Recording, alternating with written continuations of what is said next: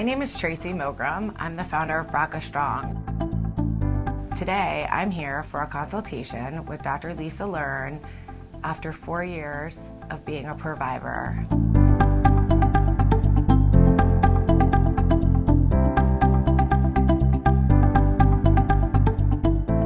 So, I'm here today seeking a consultation with you based on, I had a mastectomy 4 years ago in our local community in Fort Lauderdale, 4 years post-op, and started experiencing some excruciating pain and had surgery done in April. And I just feel, since the diagnosis of animation deformity, there was no answers for me. It was, oh, you're fine, there's nothing wrong. And the pain that I was experiencing has become unbearable. And had surgery done in April, and I just feel, since the diagnosis of animation deformity, there was no answers for me. It was, oh, you're fine, there's nothing wrong. And the pain that I was experiencing has become unbearable. And animation deformity, as you and I both know, happens a lot. I'm not sure if it happened because of the size of my implants or the way the implants were placed. I'm very active. I work out 5 days a week. But this has taken a toll on my life, and it's changed the process and how I function on a daily basis, and decided that I wanted to seek another medical opinion to see what my best options were and how they lied. Yeah, absolutely. I mean, pain following this type of procedure is not uncommon, but there are things that we can do to try to alleviate that for you. There are certain, cutaneous nerves that we can address, things like that, and we can talk a little bit more about that later. Also, as far as, having like a personal relationship with my patients, I really feel like I treat everyone like family. Like, what would happen if you were my sister? And what would I do for you? And I would never do anything for anyone, that I wouldn't do for a family member. Talking about the animation deformity, very common, even after just simple breast augmentation, after any type of procedure that alters the musculature of the chest. And that's why it's very important to try to separate the layers or to do different things, to alleviate that. But it can be something that is ongoing, but something that we can manage. How would you explain breast animation deformity? Like, if I was to come in as a patient prior to getting this diagnosis, what are ways to detect animation deformity to inform other women out there that are sitting back in excruciating pain?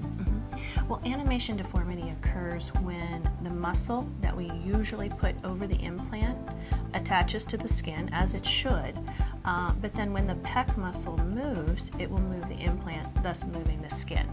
One way to detect that is to have the patient put their hands on their hips and flex their pec muscle. And a lot of times you can see the implants do this.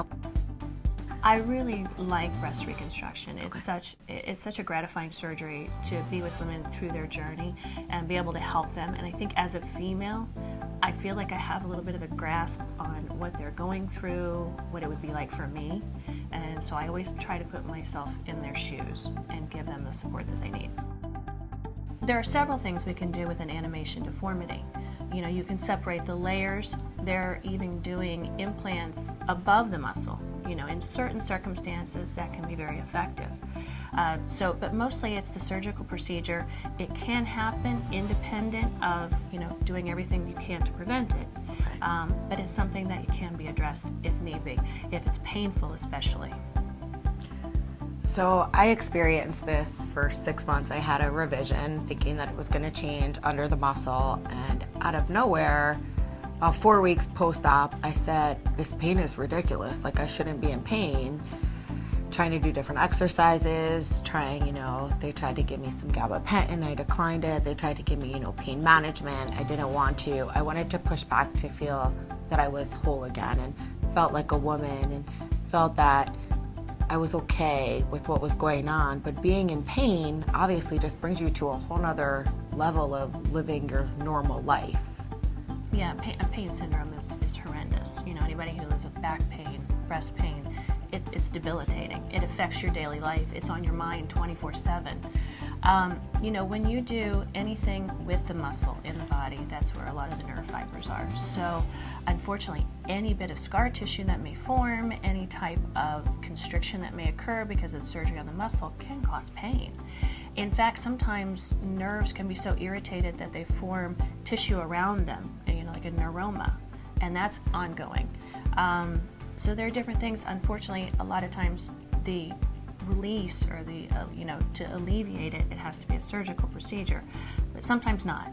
We always hope sometimes that we can alleviate it with just, general practices like the gabapentin and things like that. But occasionally it needs resurgery. So me coming here to you today, I guess, what is your best advice that you can give me that you think would be the best option at this point?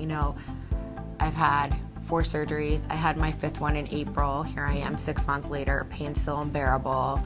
Surgical is not really the way I want to go, but honestly, to get me out of the pain, to get me back to my new life as a provider, what do you think is best for me?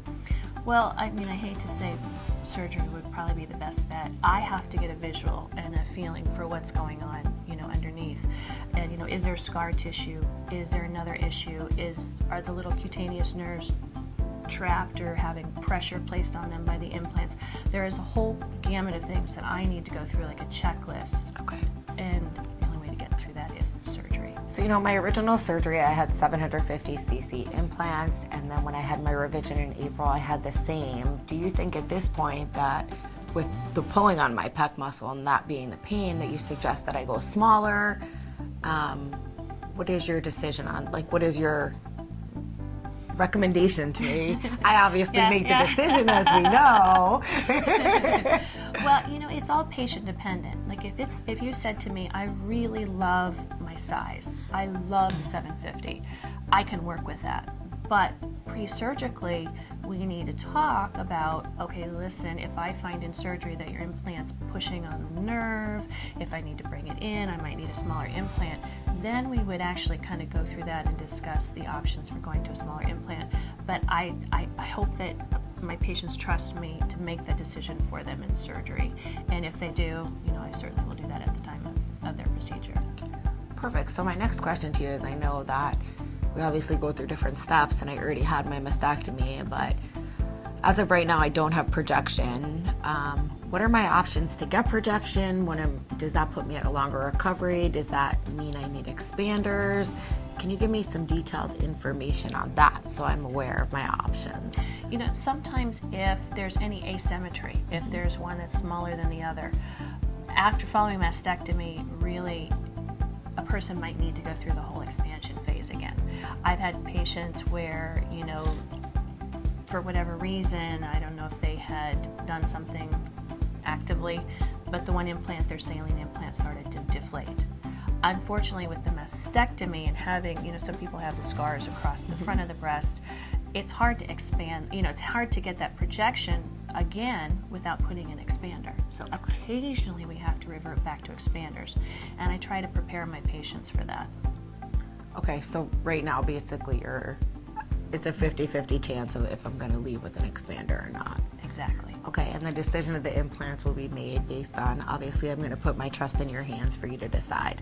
As I think of as we're moving forward and possibly like to schedule with you, what are some preparations? How can I prepare myself, not only, to have my post-mastectomy pillows or my post-mastectomy garments, mentally, physically? Do you have any suggestions on how you guide somebody who goes through this? Oh, sure. After surgery, there are a lot of things that you can't do, unfortunately. Exercise for 6 weeks. Now, that doesn't mean all exercise for 6 weeks. And as a patient comes in, as you come in following your surgery, I'll kind of let you know, okay, at this point, you can walk around the block. Okay, at this point, you can start to do lower body and core. Okay. But unfortunately, nothing chest, arms for 6 weeks.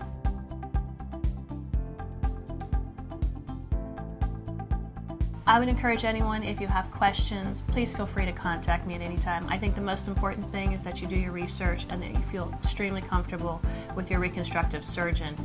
That's a very traumatic time in your life when you're going through all these processes, and to have someone there that you trust is very important. I'm here today for my 4-week post-op appointment with Dr. Lisa Learn. We're here today to go ahead and explain my case a little bit and to educate the community on more of their options. So, thank you so much, first of all, for course. getting me out of pain and giving me my normal life back. I'm super grateful and appreciate it. I'm so happy for you. I know the right side was giving you a lot of pain, and it didn't quite have the same look as the left, and that's what prompted you to come in. So during surgery, what I found is, I had previously talked about those lateral cutaneous nerves, and occasionally when your capsule forms around the implant, that nerve can become encased in that scar tissue. And what I did to alleviate that pain that you had on the right side was to just release it. I actually had to transect it. The alternative to that is there may be a little bit of skin sensation issues, but when you're dealing with pain and pain syndrome and it's complicating your life, it's just a small little sacrifice that you have to make. I'll take that. Yeah. And I didn't lose any sensation actually since this surgery recently. All my sensation has come back everywhere. I'm healed. I'm doing better.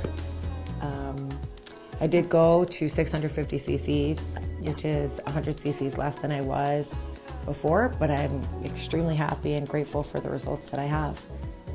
And I've learned a lot, and just want to educate you guys a little bit on working out after you have a mastectomy. Make sure you always check with your surgeon. Make sure you don't go overboard. Don't push yourself. Yes, it's great to feel good, to look good, but most important is, even though you have implants and they're underneath the muscle, you can still affect your pec muscle and your chest muscle, which is something I was unaware of until I had my revision in April, and then just recently, and I've learned that now life's different. We have to take a step back and just be grateful for what we have and not push our bodies to something that they can't do.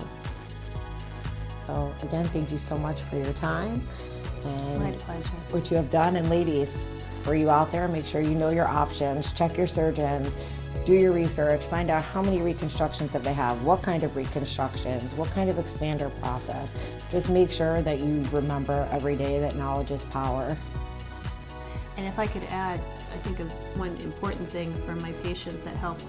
Once you have this diagnosis, if you don't have a good support system, it's going to be hard to get through this. So bringing a best friend or a spouse or significant other to your visit is imperative, because this is a time when you're getting so much information that it's going to be hard for one person to absorb. So it's nice to have someone there taking notes for you. I have one of those. Yeah.